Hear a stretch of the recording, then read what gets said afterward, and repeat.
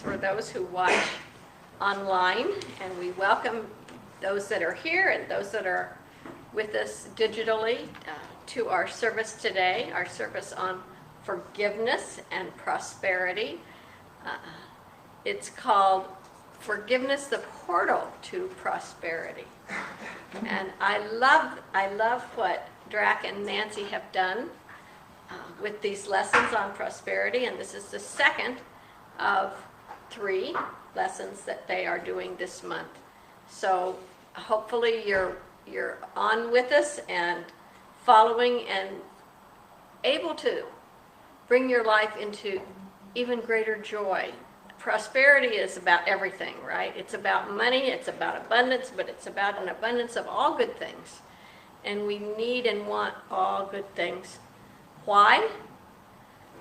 Why do we need and want all good things? We deserve it. We deserve it. There you go.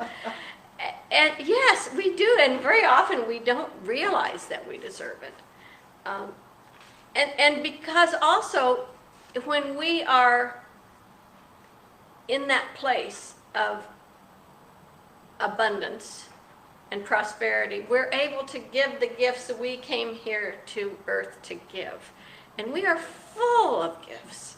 So I just am excited and grateful for last week was gratitude, and I am grateful, Drac, for you and Nancy and your work with us this month with prosperity. So this service will be recorded and shared.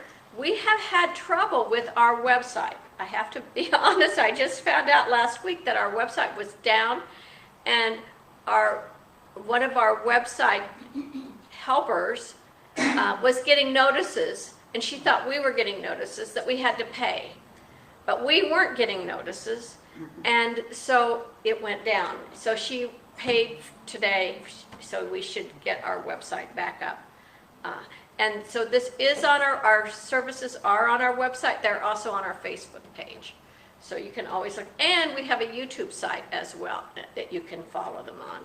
So I give thanks that, everything takes a lot of people to make it happen and to work together. So I am grateful today that we have that problem finished, hopefully.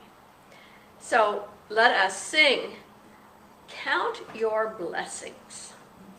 And as I said last week, I love this song. It is the sweetest song. So I enjoy playing it.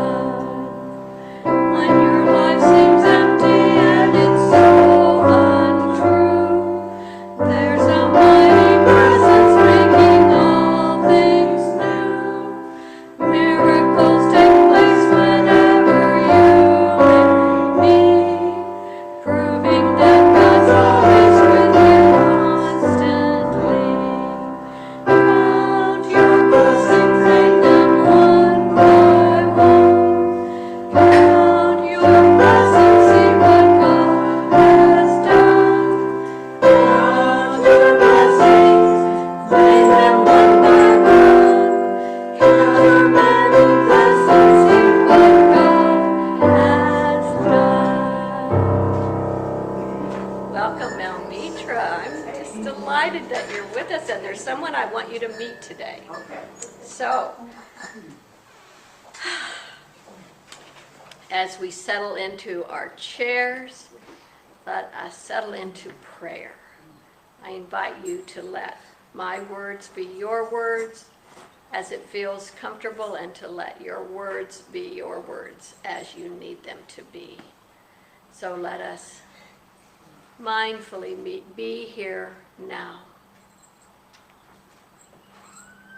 I invite you to close your eyes if that feels comfortable and feel the seat you're sitting on.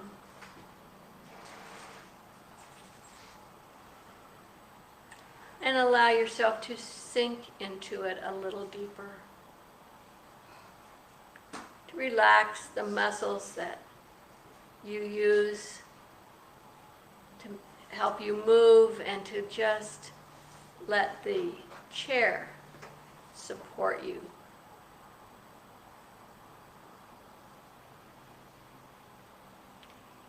Becoming more deeply aware of my body, I relax. I see and understand that my body is a blessing. It is a part of my divinity. And I bless it in all kinds of ways, with nutritious food, with healthy movement, with rest, and with activities that bring joy to my body and bring strength to my muscles.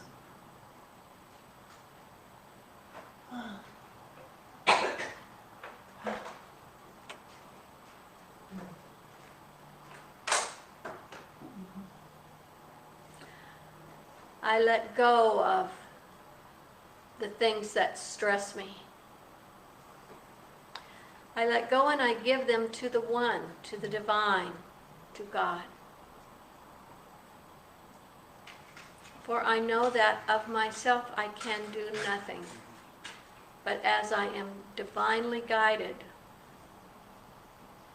by my inner Christ.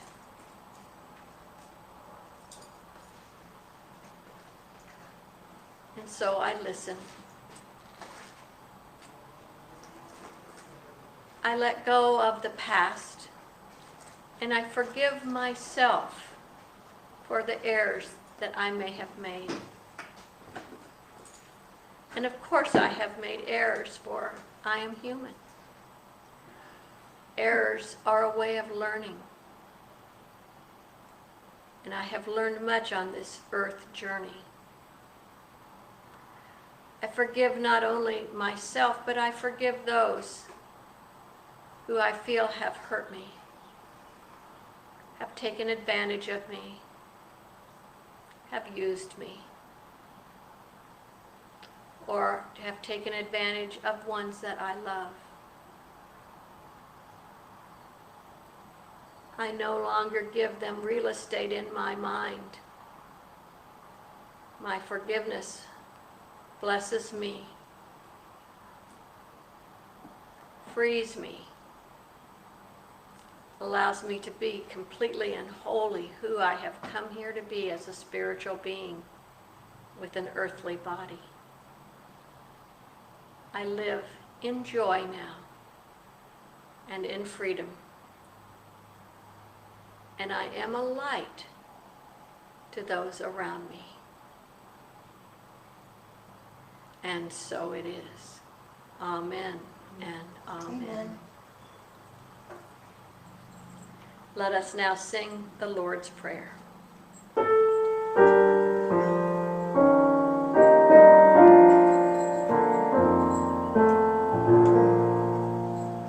Our Father, which art in heaven, hallowed be thy name. Thy kingdom come,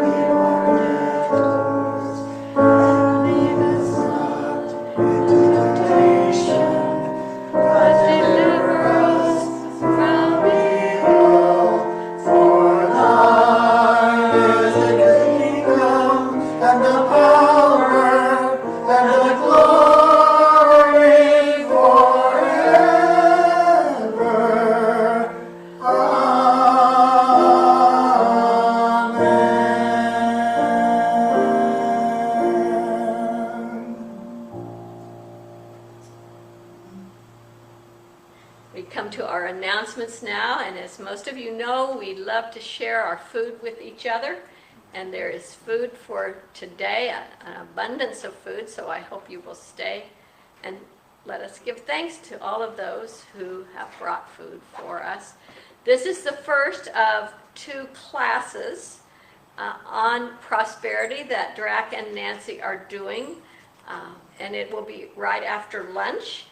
So I look forward to staying, and I hope the rest of you will stay and look at prosperity. I don't know what they have planned, but I am excited to experience that. So thank you, Nancy and Drac, again.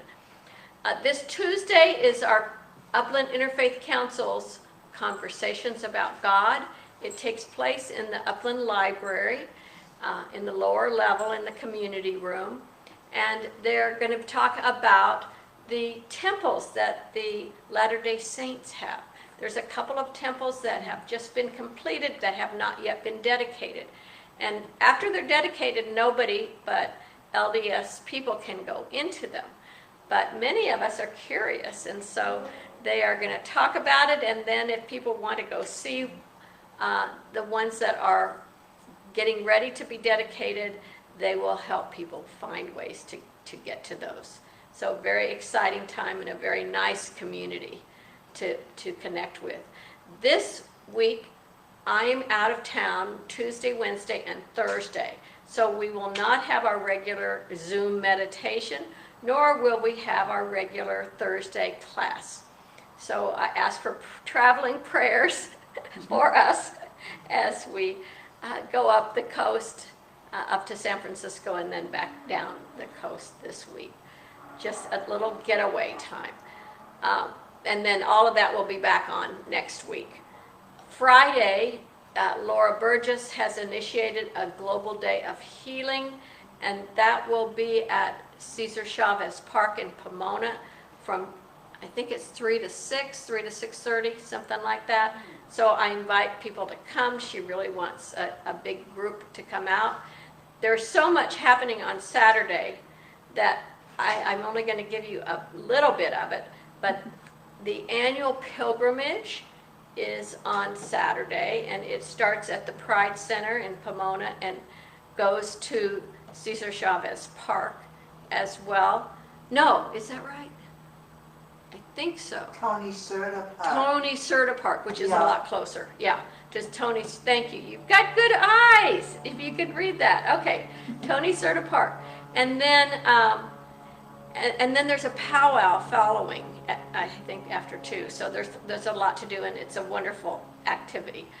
Then also, Pomona, Healthy in Pomona group is putting on a health fair. They say there are benefits for all ages. It's not just for kids, it's for seniors as well, everybody. And it is that same day, it is that same morning from 10 till 2 at the convention at PUSD Convention Center at the Village at Indian Hill. Then there is a fundraiser. I'm on a lot of, most every Wednesday our mayor has a phone Zoom call for people that are helping our residents that are intimidated or affected by ICE. And so there is a fundraiser. PEOC has been helping people, and they need funds to hire legal representatives. So this is a fundraiser for legal help. What does PEOC stand for? Do you mind me asking? Pomona Economic Opportunity Council. Oh, okay, thank you. Center? Center? Center. It may be center, yeah. Okay. So we are just, they do amazing work. They are the ones that help the day laborers in the city, and they have been rated a number of times, I think. So it's, yeah. But they really keep track of what is happening in Pomona. And then there are several other things, but Sunday, is this right, Nancy? Sunday is the party for you? Okay. Sky Schools fundraiser. Sky Schools is having a fundraiser. Their budget has been cut quite a bit, and we want them to stay in our community. So We're going to have fun, fundraising, right? And it is on Sunday, next Sunday, from 4:30 to 9 at Diamond Palace in Diamond Bar. And it's $60 for one. You get a meal and music and dance and karaoke. Or for a couple or two people, it's $100. So I invite you to join us for a party. I'm planning to come. Indian buffet. It's a what? A buffet, Indian Yeah, I think it's buffet? Indian buffet. Okay. I think so. So let's spread the word, because Sky Schools is a life-saving thing. It saves the lives of our children, I know, through the school district, and it saves the lives of families and everybody. So I hope, highly recommend it. And then on the 30th, the next Thursday, there is a Dia del Niño, which is going to just fun for families and kids at Martin Luther King Park, and from 3:30 to 6:30. So I invite you to come out and join us. I would like Unity to have a table there or be part of Compassionate Pomona's table, and I do need help. And I am hoping that we have some character champion things to do as well. So if you are interested in helping, I do need volunteers, so please let me know after the service. Compassionate Pomona, our next meeting is May 7th on Thursday morning from 10 till noon on Zoom. And the last announcement is that we continue to collect things for the UCC Church in Claremont, food to give residents, and backpacks and hygiene products for families in Pomona community schools. So, and then interfaithfully, I invite you to just at 1 o'clock each day or around 1, take a moment to focus on peace, peace for the world. We can lift up the world, I believe, with our thoughts, with our prayers. And so let us find that inner peace and lift it up and see the world lifted up by that as well. And now we know that all of our blessings come from the One. And let us say this affirmation together as Liz passes the baskets. Divine love through me blesses and multiplies all I am, all I give, all I do, and all that I receive. And so it is. So at this time, while she's passing the baskets, Jackie, our board president, will you come up and will you share your favorite readings from today's daily word?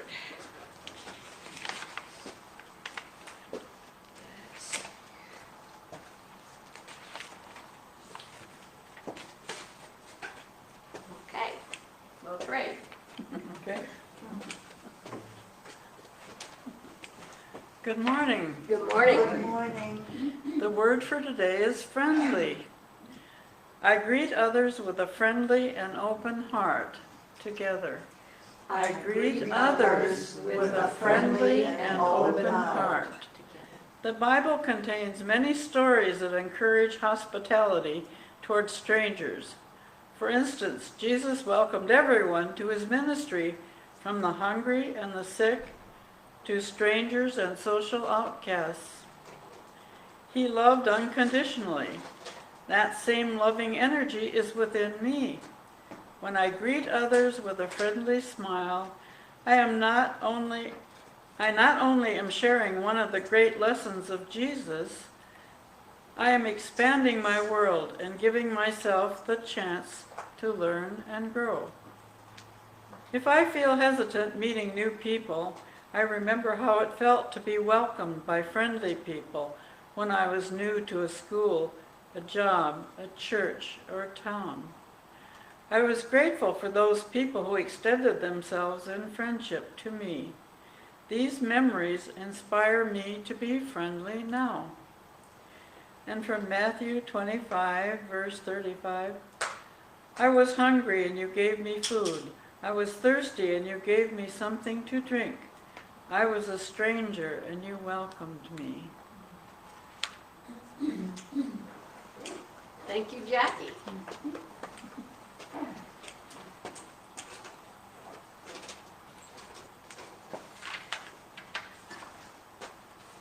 So we have a new song, and you're going to lead it, right, Drac?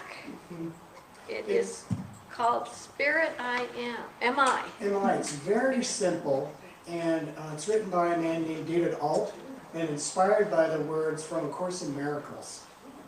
So it's just Spirit am I, free of all limits, safe and healed and whole. Spirit am I, free to forgive and free to save the world. Spirit am I. Because we're going to be talking about forgiveness today, I thought these words were very appropriate. So, very simple the way I play it, very simple the way I lead it, so it should be pretty easy to follow.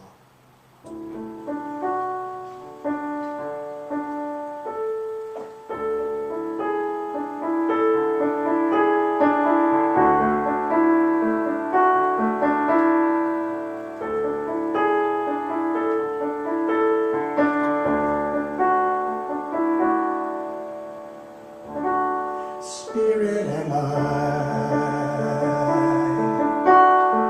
free of all limits, safe and healed and whole.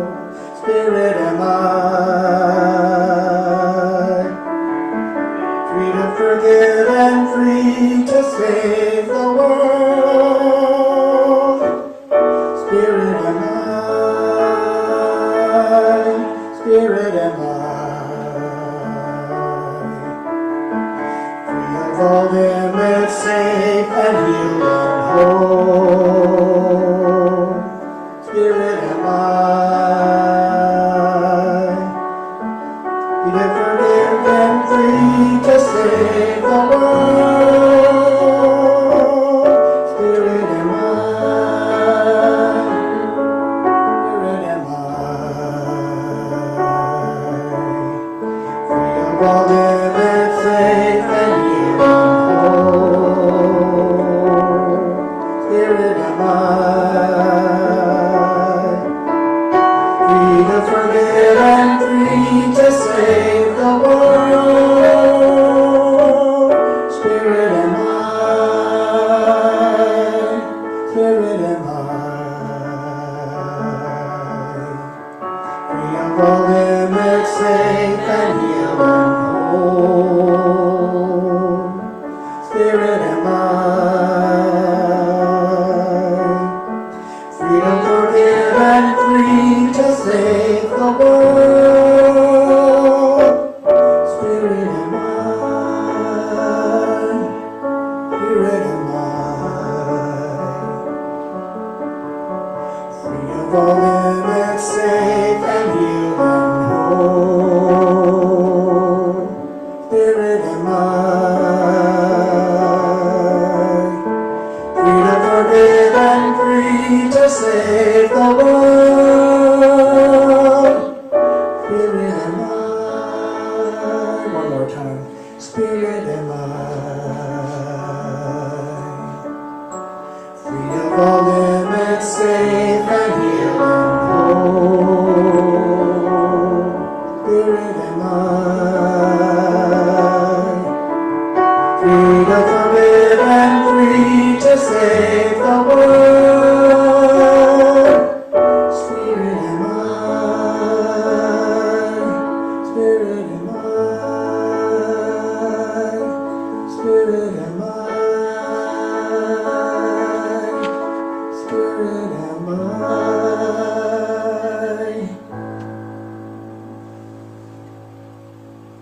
Beautiful. Isn't that simple and Very simple. sweet. Do you like it? Yeah. you like it? I play it really simply, but it's No, not a it's hard really one, lovely. so, yeah, And it's true. very true. It is true. Mhm. And so now we have the show. the Drac and Nancy show on prosperity and forgiveness, the portal. I want you to look at my picture because I just found this unforgiveness and this forgiveness and then this abundant picture. I put them all together, and there we have what is ours to do. Oh, that's really neat. Isn't that interesting? Yeah, it's really neat. I like I'm looking at it, it looks like there's almost a progression to it.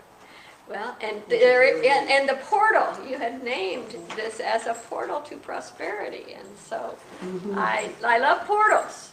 So come on down. Let's hear the wisdom as it flows through you. And so I don't know if you just want to leave that up or want to turn it off or whatever you You want know to what? That's fine, we can. Would you like me to, oh, never mind. do. I'm going to get my water. Okay. Are you guys causing trouble over there? Yes. Good, I like that. As usual. Keep it up.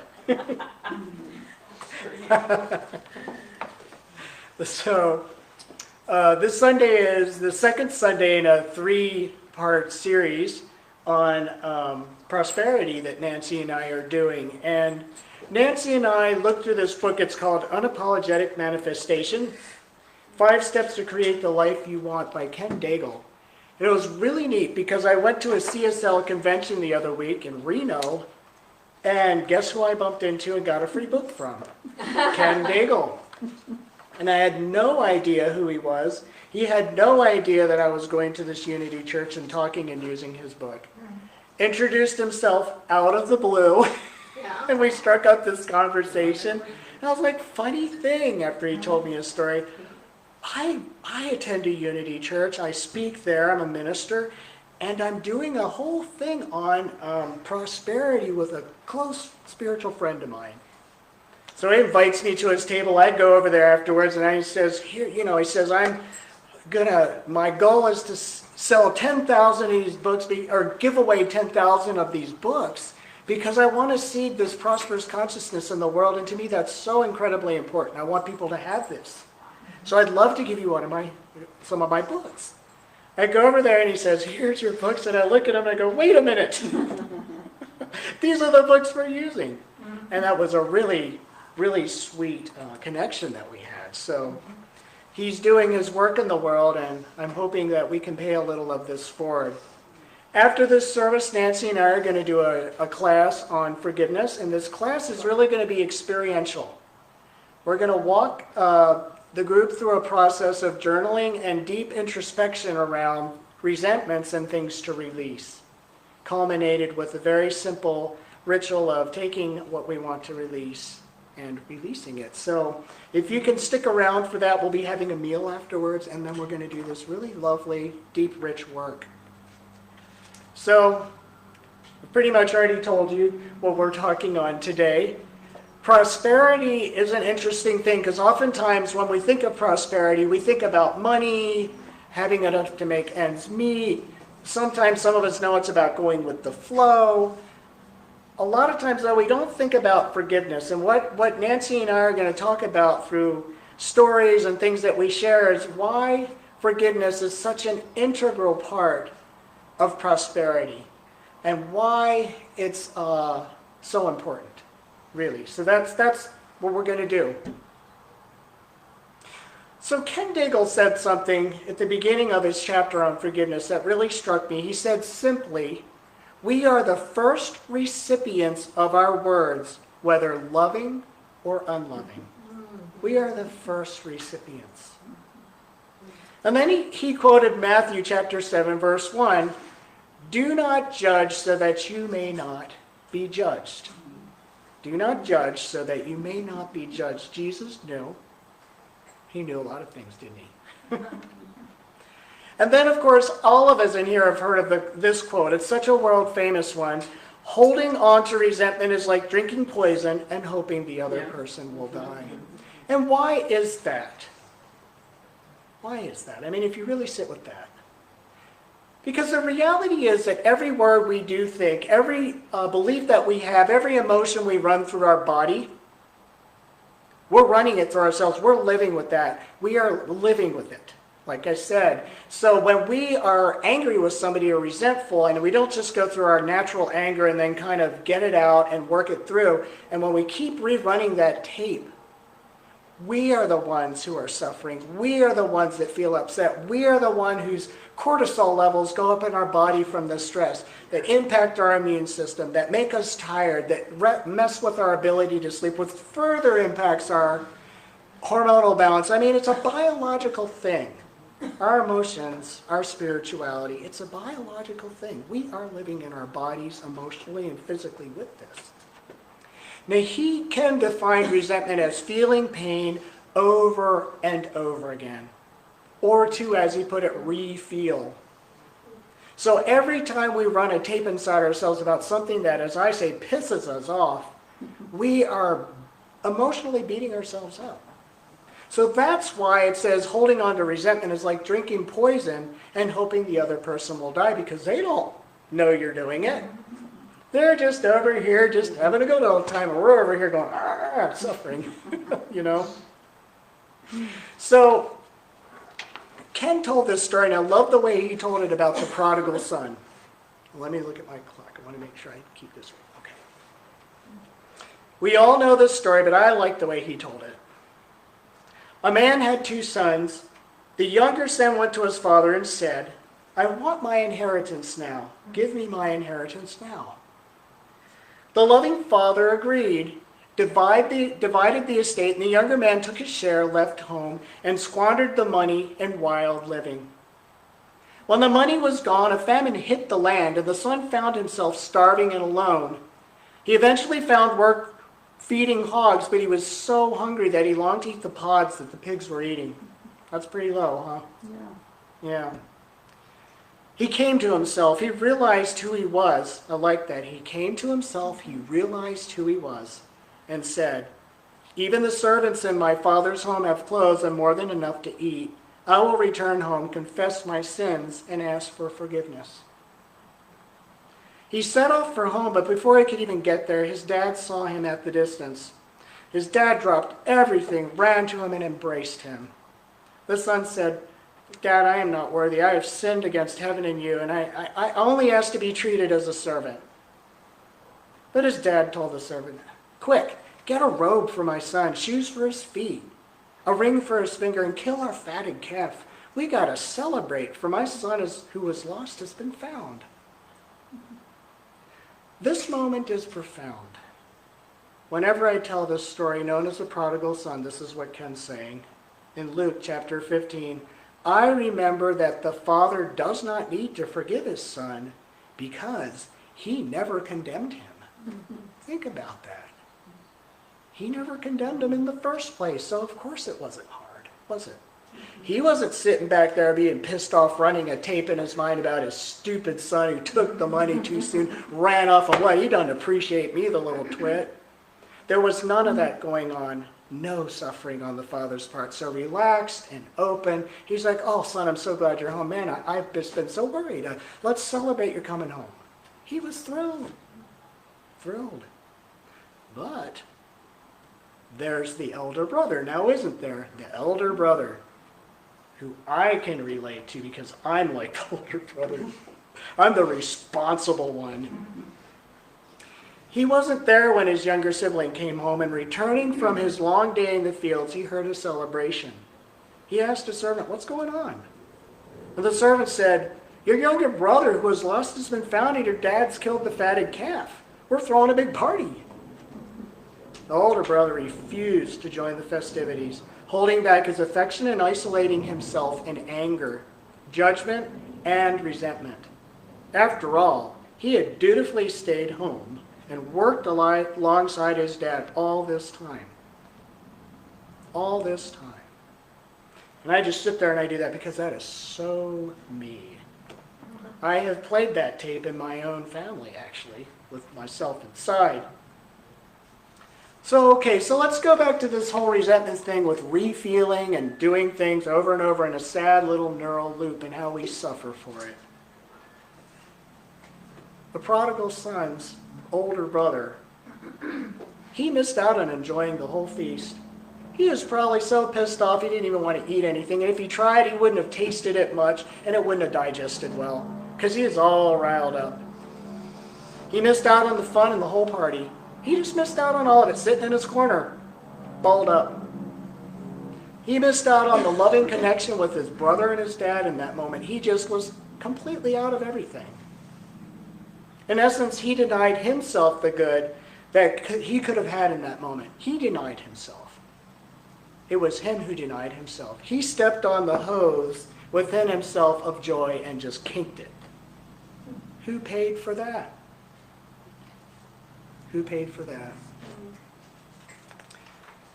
So where does prosperity fit in this? Well, speaking of joy, joy is something that's prosperous. Relationships are something that can be prosperous. This isn't just about money, folks. We all know this because I talked about, gratitude last week and how it opens us up to seeing what we already have, which magnifies the reality for us and pulls more of it in. When you're in resentment, you kink that hose of joy. You kink all of that and you stop seeing what you have. And what you do have, you can't even enjoy anymore. But forgiveness is oftentimes easier said than done, isn't it? And especially when you've been hurt, genuinely hurt. I mean, there are people in this room, and I can include myself in them, who were abused as children in ways that we don't often talk about at the dinner table, do we? Women who've been raped, people who've been snagged by ICE, family members who've watched their families get snagged by ICE. There's a lot of stuff going on in this world that leaves a great deal of pain. I think about ICE every time and I get upset. So I'm not dead to hurt and anger. We all have it. But those are free-flowing emotions that when the hose is not kinked, simply move through and out. But when the hose is kinked with resentment, it stays in there and it festers like a wound. So how do we be like this prodigal father? How do we forgive? How do we do that when we've been so hurt, so wronged, when the world isn't right? First of all, we need to listen to ourselves. Because the whole New Thought thing that I've heard for years of the just get over it, forgive and forget, and do it rapidly and keep positive, that don't work. That don't work. First, you need to listen to yourself. Listen to your anger. Listen to your sorrow. It's a messenger. It's telling you something's not quite right here. It needs its time. It needs its time. And then when you've listened to that, it'll inform you about things. And then you can ask yourself and look at why you're telling the story about the situation that you are. Maybe the story needs to be heard. Maybe the story needs to be heard, like in my case, what my father did. Oh, that is really, I lost a chunk of my childhood. It needs to be acknowledged before it can be released. And then we need to name the hurt. I could say my hurt was betrayal before we release it. You cannot say goodbye to something you have not first said hello to. You can't. So it needs that space. That's so important. That's the groundwork. That's what we need. The awareness and the observation is needed. We must be aware of why we feel the way we do, why that resentment's even there, before we can even let it go. Ken Daigle says, awareness and observation are the keys to realization and liberation. They're the keys to realization and liberation. Liberation's a very powerful word. So is realization. It allows us to face our faults and the shortcomings of others. Not just ours, but theirs, both. It takes tremendous strength and self-esteem to forgive someone who has hurt you deeply or taken something from you that you may never get back. I will never get my childhood back the way it could have been. My innocence was lost. However, do I want to continue to lose the innocence of each fresh moment in my life now? By sitting in this anger that's deep inside of me, so deep that I don't even know it's there? Do I want to miss out on the freshness and the innocence of new friendships for the first time where the trust is better and deeper? No. So that's why this is so important. For me, I want the prosperity of loving friendships. And without that awareness, I couldn't have them because I couldn't trust. All because of something that happened as a child. Granted, that's impactful, but what about today? So this is why forgiveness is so important, because it makes our lives richer, more prosperous in so many ways. So I'm going to close with a story I'm going to read just to kind of illustrate a little of what I've said before I call up Nancy, who's got a really powerful story about her dad. I'm really looking forward to hearing it again because it's really, I think it illustrates very well the things I've spoken about. So I'm glad she's coming up. A woman came out of her house and saw 3 old men with long white beards sitting in her front yard. She didn't recognize them and said, "I don't think I know you, but you must be hungry. Please come in and have something to eat." "Is the man of the house home?" they asked. "No," she said, "he's out." "Then we cannot come in," they replied. In the evening when her husband came home, she told him what had happened. And he said, "Go tell them I'm home and invite them in." A woman went out and invited the men in, and they said, "We don't go into the house together." "Why is that?" she wanted to know. One of the old men explained, "His name is Wealth," he said, pointing to one of his friends, and said, pointing to the other one, "He's Success, and I'm Love." Then he added, "Now go in and discuss with your husband which one of us you want in your home." The woman went in and she told her husband what was said.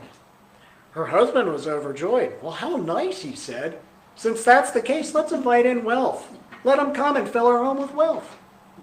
His wife disagreed. "My dear, why don't we invite Success?" Their daughter-in-law was listening from the other corner of the house. She jumped in with her own suggestion. She said, "Would it not be better to invite Love? Our home would then be filled with love." "Let us heed our daughter-in-law's advice," said the husband to his wife. "Go out and invite Love to be our guest." The woman went out and asked the 3 old men, "Which one of you is Love? Please come in and be our guest." Love got up and started walking toward the house. Gotta gather myself. I love this story. Sorry. The other 2 also got up and followed him. Surprised, the lady asked Wealth and Success, "I only invited Love. Why are you coming in?" The old men replied together, "If you had only invited Wealth or Success, the other 2 of us would have stayed out. But since you invited Love, wherever he goes, we go with him. Wherever there is love, there is wealth and success." Ken Daigle said, "When we forgive, we activate the infinite field of possibility." And why is that? Because when we open ourselves up to joy, when we take our foot off the hose and unkink it so joy and love can flow through us again, letting go of that resentment, well, prosperity is sure to follow every single time, without a doubt. So I'm going to step off the podium here, and Nancy's going to come up, and she's going to share a really wonderful story with you about her dad.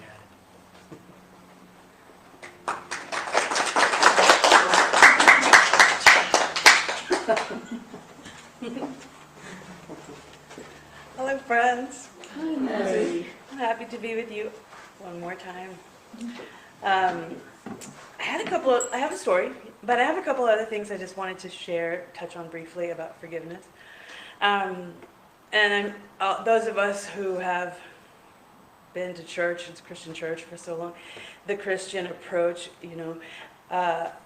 is if you have a grievance with your brother, or if your brother has something against you, prioritize reconciliation above all else, including worship, right?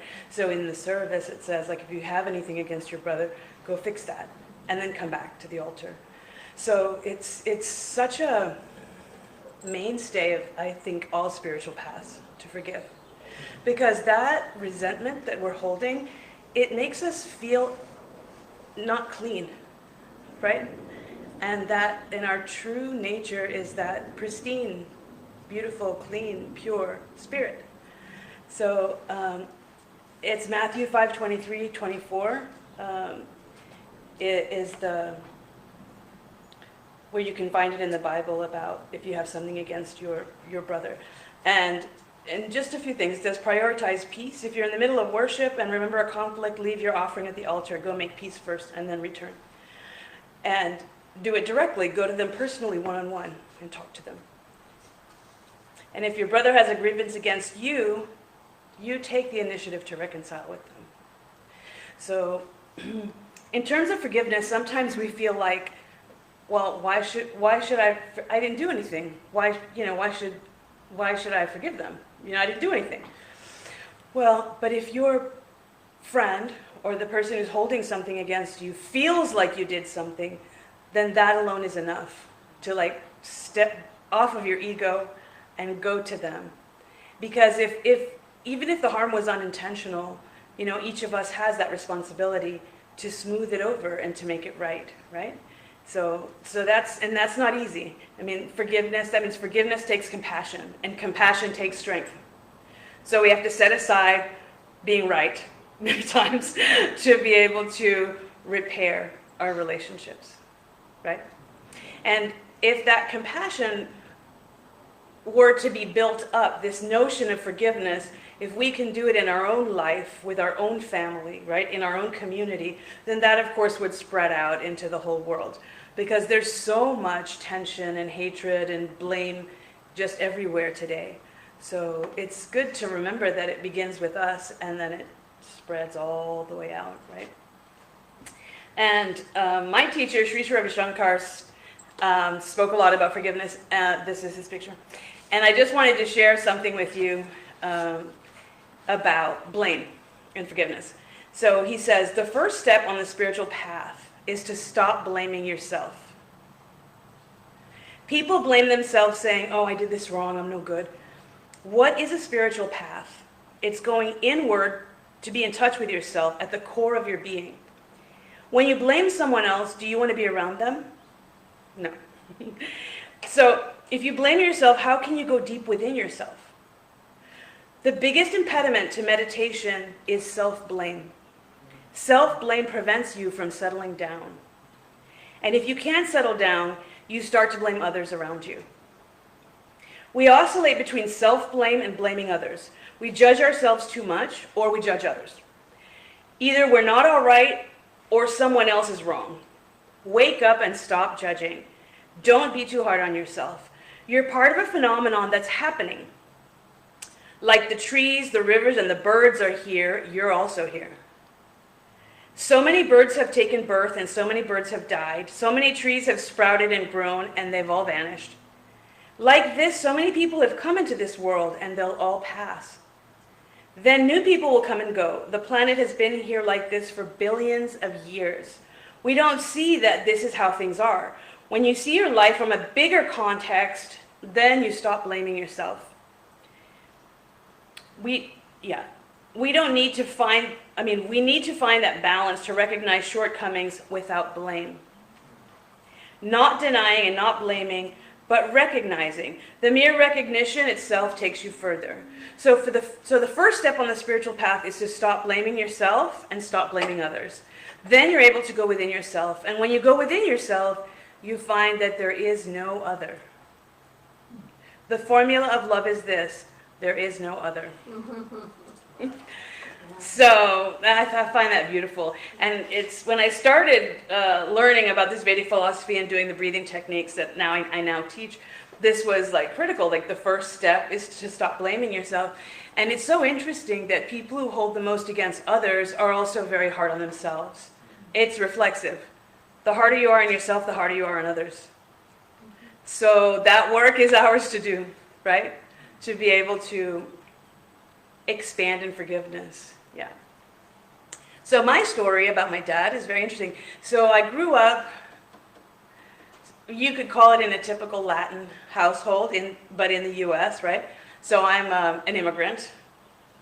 I came to the country when I was 1.5, and my mom and dad are from Paraguay. And my dad was a typical strong, silent, macho, king of the house type of a dad.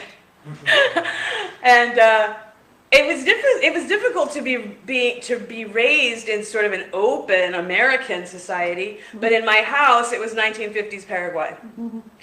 And we had a picture of a dictator on our wall because he was a dictator in Paraguay for 40 years. His name was General Stroessner. He was German.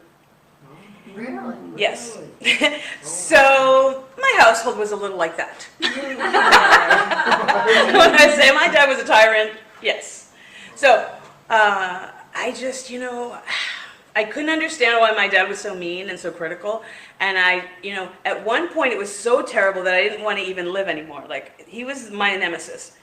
And I remember just wanting to die. And my poor mother, she just, was between us, right? Like, trying to get me back from being so upset and angry. And I was, I would say I'm a little like my dad in that I'm rebellious. I'm a bit of a rebel. So, and I lost respect. Like, I didn't respect my dad because of the way he was, and he was like critical, and he corporal punishment and the whole thing. And my answer to get out of the house early was to graduate from high school a year early and go to college at 17. That's how I got away. And I really wanted to get away, and I got away. But I started this spiritual path of this breathing and Vedic philosophy when I was 29. And I had already been a member of Unity. And before that, I was always so curious about metaphysics and spirituality, and I just wanted to know everything. But when I came upon this path and I started doing the breathing and meditation, it really gave me a space to be more open to things. And one of the tenets on this path is honor your mother and father no matter what they were like, because they are the doorway for your life on this planet. So no matter how they were or weren't, no matter what they did or didn't do, we honor our mother and father, And so that, at first I was just like, okay, but over time, I feel like I shifted, and so the relationship began to shift. And I remember one time, my dad, who was always critical, he was criticizing me, and he was like, why are you so fat if you do yoga? He said to me. That's what my dad said. So this is like a very light criticism for my dad. But at that and I just remember I looked at him and I was like, so I'm overweight, and if I want to change it, I'll lose it, and it's not a big deal. I said that. And for the first time, it didn't affect me, because my whole growing up, I was very sensitive to what my dad said, and I would cry, and but then something changed. It didn't affect me anymore. And my mom, my mom was gone. My stepmother was like yelling at him. My sister was yelling at him, like, why did you say that? But for the first time, I was free. Like, it didn't bother me. And over time, I began to understand that, everybody does the best they can. And, he didn't have the same opportunities I had, or the same path, right? And then later in life, he became more sick. He went back to Paraguay. He separated from his wife, and he went back to Paraguay, and he started to get sicker and sicker, and I had the opportunity to go take care of him. So before he died, I would say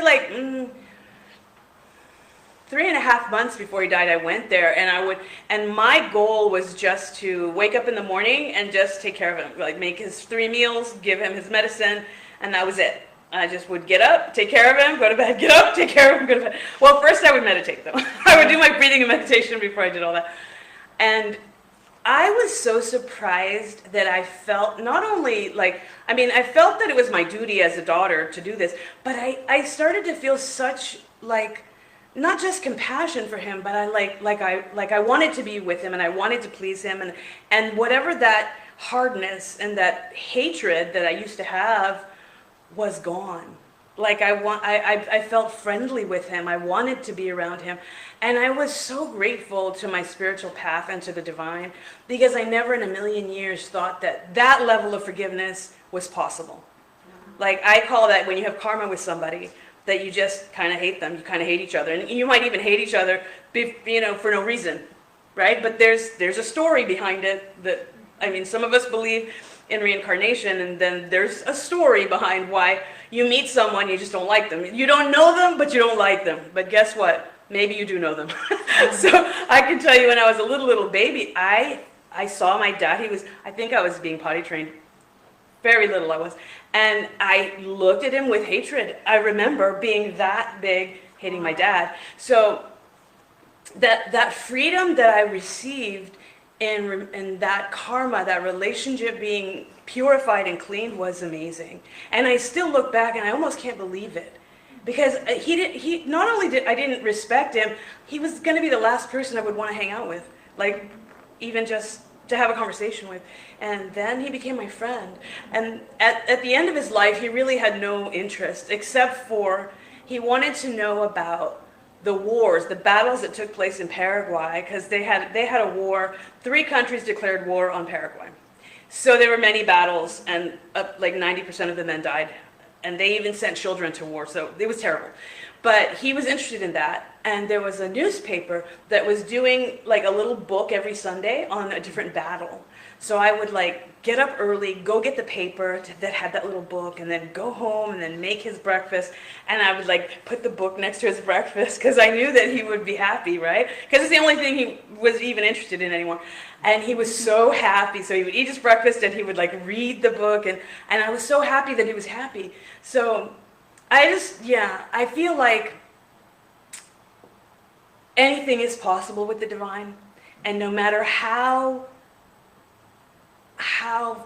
ruined a relationship could be, and how much enmity or how much disrespect or how much hatred you might have towards someone, there is a possibility that all that can be washed away. And it's almost as if you're a different person and they're a different person, which is like, wow. So yeah, I just wanted to share that. And I mean, he passed 5 years ago. And but I feel so grateful that I was able to kind of have the whole gamut, right, from the dark to the light before he left the planet. So Very beautiful. that's it. Thank you all. Thank you.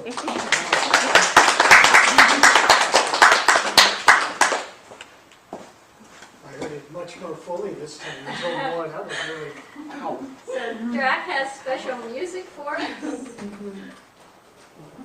I wrote this years ago. It's very simple, another simple thing. But before I do it, I'd just like us all to just center ourselves for a minute and take a nice deep breath. And release any tension you may have in your body. Just settle into this moment knowing that we are all expressions of spirit. And that the spirit is love.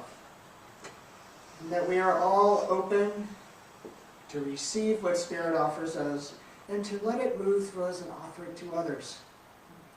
We are not King Toses. The joy flows through each and every one of us. And we are grateful to know we're a part of this big picture called love. And that ultimately it does prevail no matter what things look like on the outside. So we're grateful to know this. We take this understanding, we took it in our hearts.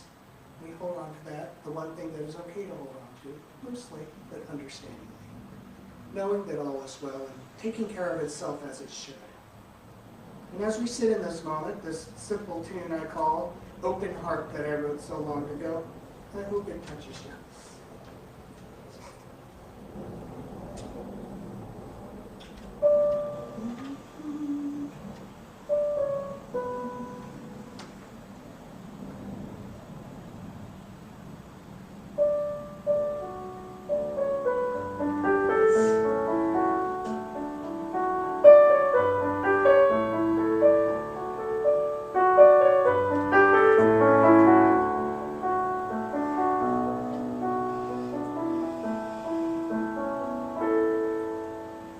Open eyes they see, an open heart it loves, and open hands they can release what's no longer needed, and open arms embrace.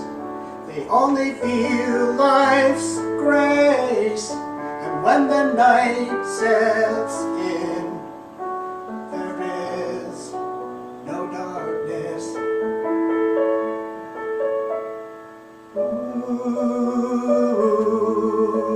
I feel God's here within. I am where God begins. Open eyes they see, an open heart it loves, and open hands they can release what's no longer needed, and open arms embrace. They only feel life's grace, and when the night sets in, there is no darkness. Ooh, I feel God stir within. Ooh, I am where God begins.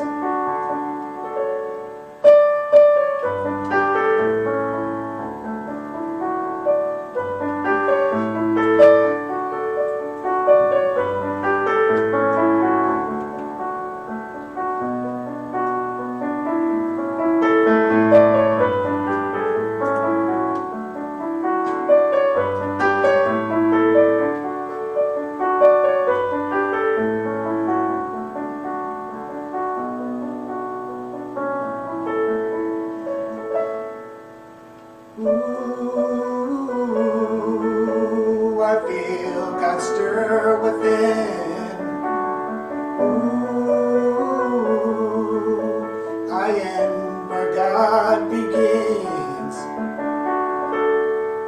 Open eyes they see, an open heart it loves, and open hands they can release what's no longer needed, and open arms embrace.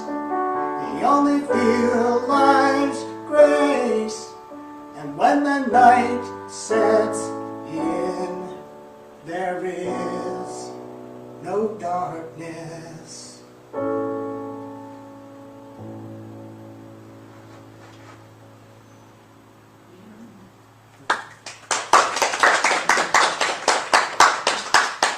So much talent. Thank you, Jack. We are blessed. And if you see all of this, you see it coming from people in our congregation, people. Drac is a minister, but we're all ministers. We're all ministers, and this is what you can do when the hose isn't kinked too much. Not that I ever get any kinks in my hose. Just saying. But I love that analogy. So one of the things that I forgot to put on is tonight at 5 o'clock, we have our soul connection. Now, Mitra is here and she runs that, and it's a beautiful circle of love and sharing. And you have 3 things you're inviting us to talk about and bring about tonight, and it is beauty, compassion or love, and race unity, right? So I encourage you from 5 to 6:30. I have to leave at 6, but come on down or stay for the class, and then we have snacks. We can snack before, we can snack after, but join us. I invite us to share our prayer for protection together now. The light of God surrounds us. The love of God enfolds us. The power of God protects us. The presence of God watches over us. Wherever we are, God is, and all is well. And now let us sing our peace song.